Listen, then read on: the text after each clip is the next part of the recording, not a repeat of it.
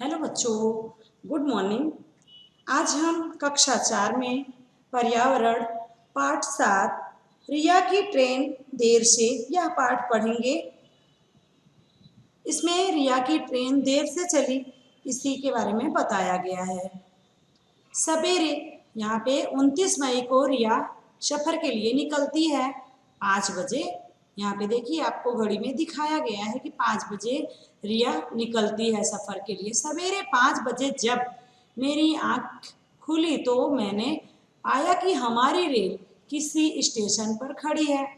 खिड़की से झाँक कर देखा तो घड़ी के बगल वाले खंभे पर बड़ोदरा जंक्शन लिखा था। मेरा भाई अभी भी सो रहा था। माइक पर यह सूचना प्रसारित हो रही थी कि वडोदरा से सूरत, वलसाड, वापी और मुंबई की ओर जाने वाली और आने वाली सभी रेलगाड़ियां 2 घंटा देरी से चलेंगी। मतलब रिया ने क्या सुना स्टेशन पर, जंक्शन पर, कि मुंबई की तरफ जाने वाली सभी गाड़ियां 2 घंटे देरी से चलेंगी। पापा ने कहा, आप लोग मुंह हाथ धो लीजिए, तब तक मैं चाय ले आता हूँ। जब तक हमने अपना नित्य क्रम समाप्त किया। नित्य क्रम का मतलब रोज का जो काम होता है वो नित्य क्रम उसे कहते हैं। पापा चाय लेकर आ गए और माँ ने साथ लाया हुआ नाश्ता, बिस्किट, थेपला और खाखरा आदि निकाला। हमने नाश्ता किया तब उजाला हो चला था। अभी रेल के चलने में देर थी।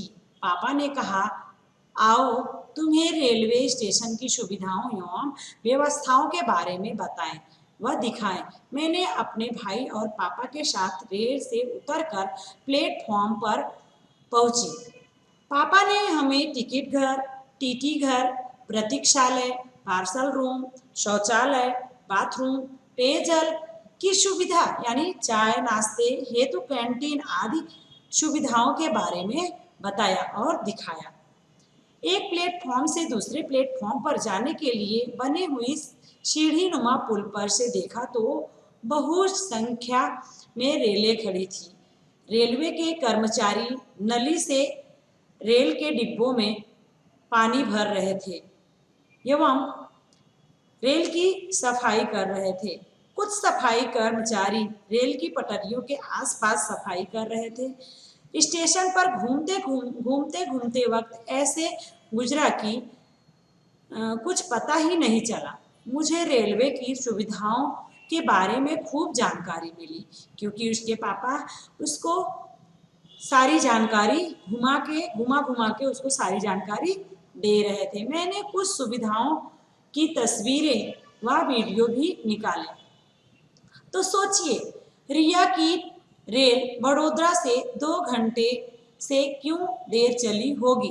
सोचिए, आप भी सोचिए और मैं आपको बता रही हूँ कि क्यों देर चली।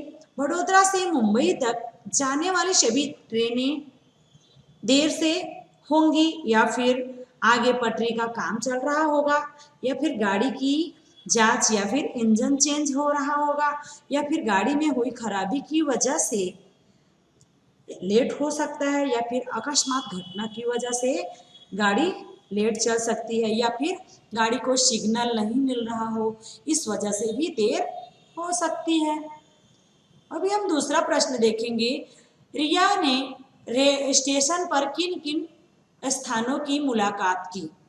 रिया ने स्टेशनों पर टिकट घर, टीटी घर, प्रतीक्षालय, पार्सल रूम, शौचालय, बाथरूम, पेयजल की सुविधाएं और चाय नाश्ता हेतु कैंटीन और प्लेटफॉर्म से एक दूसरे प्लेटफॉर्म पर जाने के लिए सीढ़ियां रिया ने इन स्थानों की मुलाकात ली। 29 मई 7 बजे। अभी रिया 29 मई को 7 बजे कहाँ पहुँचती है ये देखते हैं।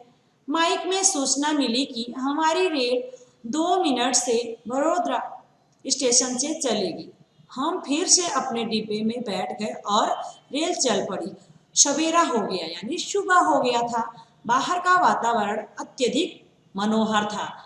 हमारी रेल सड़क मार्ग के बंद फाटक के पास से गुजर रही थी। फाटक के दोनों ओर लोग ट्रेन के गुजरने के इंतजार में खड़े थे। वहां बस, कार, ऑटो, साइकिल, स्कूटर और माल सामान से भरी ट्रकें भी खड़ी थी। कुछ लोग अपने वाहन को चालू रख कर ही खड़े थे, जिससे वहां का वातावरण आवाज एवं धुएं से भरा हुआ था। कुछ लोग फाटक के नीचे से सड़क कर पटरी के समीप खड़े थे। यह बहुत ही खतरनाक है, क्योंकि हम फाटक के पास एकदम समीप उसके खड़े होते हैं तो ट्रेन से जाने वाले जो भी आहट होता है या फिर धूल कंकड़ होता है वो हमारे शरीर पर नुकसान पहुंचा सकता है। ठीक उसी वक्त हमारी रेल के ठीक बगल से एक रेल खूब तेजी से गुजरी। दोनों ट्रेनों यानी रेलों की रफ्तार इतनी तेजी थी कि मैंने और हिमांश ने उसके डिब्बों को गिनने की कोशिश की, पर सफलता नहीं मिली। मतलब रिया और उसके भाई हिमांश ने ट्रेन के डिब्बे को गिनने की कोशिश की, लेकिन वह गिन नहीं पाई। आप कभी रेलवे फाटक के पास से गुजरे हैं? यदि हाँ, तो फाटक के बंद रहने और खुलने के बाद वहां की हलचल के विषय में सोचकर बताइए। तो हाँ, हम जब घूमने जाते हैं तब कोई रेलवे फाटक पड़ता है तो वहां हम रेलवे फाटक के पास से गुजर रहे सभी साधनों को देखा कि फाटक के दोनों ओर लोग ट्रेन के गुजरने के लिए इंतजार में खड़े रहते हैं। वहां बस, कार, ऑटो, साइकिल, स्कूटर तथा माल सामान के भरे हुए ट्रकें भी खड़ी रहती हैं। कुछ लोग अपने वाहनों को चालू रख कर वातावरण चालू रख कर जिससे वहां का वातावरण आवाज और धुएं से भरा हुआ होता है। कुछ लोग फाटक के पास ही सड़क कर यानी समीप में ही खड़े रहते हैं, पर ऐसा घातक सिद्ध हो सकता है। अभी हम दूसरा प्रश्न देखेंगे। रिया ने फाटक के पास क्या देखा? रिया ने ट्रेन के जाते ही फाटक के दोनों तरफ कई वाहनों को एक साथ निकलते देखा, और जैसे मालगाड़ी, माल से भरे हुए ट्रक और छोटे बड़े सभी साधन के ट्रैफिक की वजह से सभी वाहनों के हॉर्न और आवाज सुनाई दे रही थी। वहां फाटक पर पैदल भी आने जाने वाले यात्री वहां पर खड़े थे। यह सब फाटक के पास। आज का वीडियो यहीं पर हम समाप्त करते हैं। अगली वीडियो में फिर मिलेंगे, तब तक के लिए धन्यवाद।